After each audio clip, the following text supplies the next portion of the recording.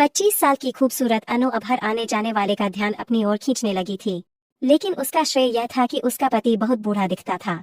50 की ओर झुका हुआ उसका शरीर उसके मन को किसी बात से नहीं भर रहा था। उसे वह सुख नहीं मिल रहा था जो वह उससे चाहती थी।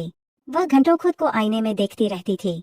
अब उसका मन मंच पर नहीं था। उसे नहीं पता था कि वह वास्तव में क्या चाहती है। लेकिन रात को पूरा घर उसे खाना खिलाने के लिए जाग जाता था। फिर वह पूरी रात अपनी आंखें कसकर बंद करके करवटें बदलती हुई लेटी रहती थी। उसके शरीर की भूख उसे अकेले बैठने नहीं देती थी। एक रात उसका पैर फिसल गया और वह जहां भी आनंद पा सकती थी वहां खुजलाने लगी। सूखे रेगिस्तान में बंधी हुई गाय को अचानक घास का मैदान दिख जाए और वह रस्सी तोड़कर घास के मैदान की ओर भाग जाए, उसी तरह उसकी हालत हुई थी। उसका मन अब उस दुनिया के खिलाफ विद्रोह कर रहा था जिसने उसे इस खाई में धकेल दिया था। उसे नहीं पता था कि वह विद्रोह उसे कहाँ ले जाएगा। नमस्कार दोस्तों, उसकी उम्र करीब 22 साल है। वो बचपन से पड़ोस के बंगले में रहती है। रंग तो सांवला था, पर उसकी नाक और आंखें चमकीली और बहुत सुंदर थीं। लगभग 5.5 फीट लंबी और उसका सुडौल शरीर उसकी ऊंचाई के अनुरूप था। वह अलग दिखती थी। उनके चेहरे पर हमेशा प्यारी सी मुस्कान उसे एक अलग ही लुक देती थी। उसके सिर पर घूंघट हमेशा दृढ़ रहता था, कभी नहीं गिरता था। बचपन से ही उनके बारे में एक बात जो मुझे बहुत पसंद आई वह थी जब वह चलती थी तो उसके पायल की मनमोहक आवाज आती थी। वो आवाज इतनी खास थी कि वो पल हमेशा याद रहते हैं। उसकी उंगलियों की पतली धार उसे बिना एहसास हुए ही आने के लिए प्रेरित कर देगी। उसके नजरों से ओझल होने के बाद भी उन जोड़ों की आवाज मेरे कानों में गूंजती रही। मैं अपनी उम्र के बारे में ज्यादा नहीं जानता था, लेकिन मैं लोगों को उसका नाम पुकारते हुए सुनता था।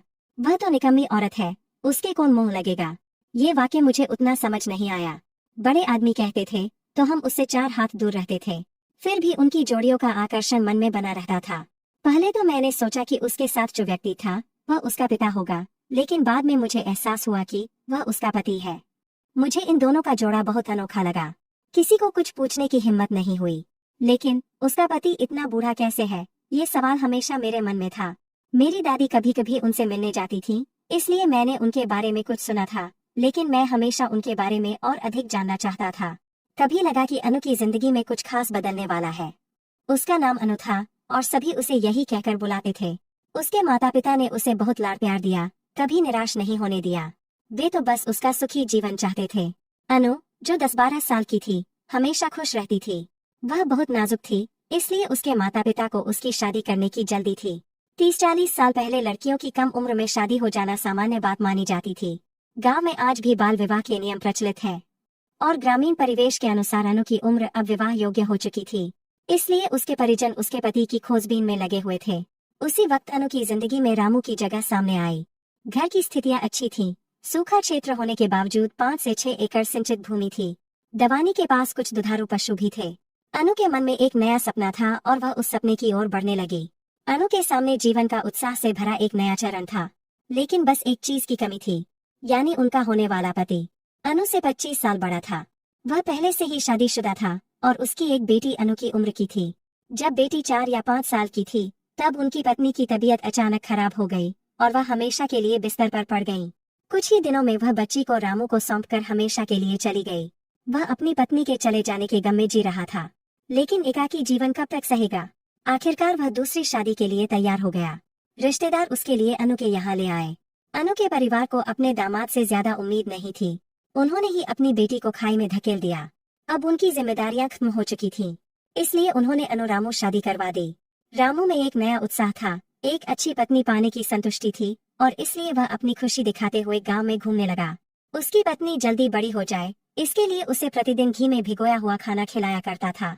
उनकी शादी गांव में चर्चा का विषय बन गई थी। लेकिन कुछ ही समय में अनु की जिंदगी में कुछ अलग चीजें शुरू हो गईं और उसकी जिंदगी अलग अलग मोड़ ले रही थी। वह इतनी बड़ी नहीं थी कि ज्यादा कुछ जान पाती, लेकिन उसकी खुशी में उसके माता पिता की खुशी थी। उन्हें अपने दामाद से ढेर सारी दौलत की ही उम्मीद थी। दिन बीत रहे थे, नन्ही अनु अब बड़ी हो रही थी। बचपन में बच्चों की देखभाल करने वाली अनु अब जवानी के पड़ाव पर थी। वो 25 साल की खूबसूरत अनु अब हर आने जाने वाले की आंखों में भर रही थी। लेकिन रामू उनसे काफी बड़े दिखते थे। 50 की ओर झुका हुआ उसका शरीर उसके मन को किसी बात से नहीं भर रहा था। उससे वह सुख नहीं मिल रहा था जो वह उससे चाहती थी। वह घंटों खुद को आईने में देखती रहती थी। वो पति पत्नी की जोड़ी सड़क पर घूमती थी तो लोग उनकी आलोचना करते रहते थे। उसे नहीं पता था कि वह वास्तव में क्या चाहती है। एक दिन रामू खेत में काम करते समय गिर गया और उनका घुटना टूट गया। 50 की उम्र में उनके लिए छड़ी पर चलने का समय आ गया था। इस कारण उसका भटकना कम हो गया और अनु को खेत में काम के लिए जाना पड़ा। वह अपनी छोटी बेटी को घर पर रखकर खेत में काम करती थी। उसका जीवन उस लड़की पर निर्भर था और खेत में काम करते समय उसका मन पूरे दिन बच्ची पर ही रहता था। लेकिन रात को पूरा घर उसे उस चीज का एहसास करता था। फिर वह पूरी रात अपनी आंखें कसकर बंद करके करवटें बदलती हुई लेटी रहती। उसके शरीर की भूख उसे अकेले बैठने नहीं देती थी। एक रात अनु फिसल जाती है और वह सही गलत की सोच से परे हो जाती है। उसे जहाँ भी आनंद मिलता वह वहां से लेने लगी। सूखे रेगिस्तान में बंधी हुई गाय को अचानक घास का मैदान दिख जाए और वह रस्सी तोड़कर घास के मैदान की ओर भाग जाए। उसी तरह अनु की स्थिति हुई थी। उसका मन अब उस दुनिया के खिलाफ विद्रोह कर रहा था जिसने उसे इस खाई में धकेल दिया था। उसे नहीं पता था कि वह विद्रोह उसे कहाँ ले जाएगा। हाल ही में उनकी तबीयत लगातार बिगड़ती जा रही थी। डॉक्टर ने कुछ परीक्षण किए लेकिन कुछ नहीं हुआ। वह कम उम्र में HIV पॉजिटिव निकली। उसकी आंखें अनजाने में भरने लगीं। जो भी उससे मिलने जाता था वह उससे भीख मांगती थी। क्या तुम मेरी छोटी बच्ची को मेरे पीछे संभालोगे? मेरी बेटी नादान है, वह मेरे पीछे कैसे रह सकती है? मेरी जान तो अब उसमें ही अटकी है। अगर वह गलत है तो उसका कान पकड़ लो, कभी उसे भूखी मत रखना। यह कहते हुए उसने एक लंबा समय अकेले बिताया। वह 4 दिनों तक लड़की को अपने साथ रखकर चली गई। उसके शब्दों की आवाज अभी भी कानों में गूंजती है, लेकिन दुनिया को इसकी परवाह नहीं है। पुरुष प्रधान संस्कृति को बचाए रखने के लिए हमेशा एक ऐसा साथी मिलना चाहिए जो लड़की के लिए उपयुक्त हो। मुझे आपसे केवल एक ही बात कहनी है, यह पुरानी चाल ढाल को छोड़ो और एक नई शुरुआत करो। दोस्तों, कमेंट करना न भूलें और हमें बताएं कि आपको कहानी कैसी लगी।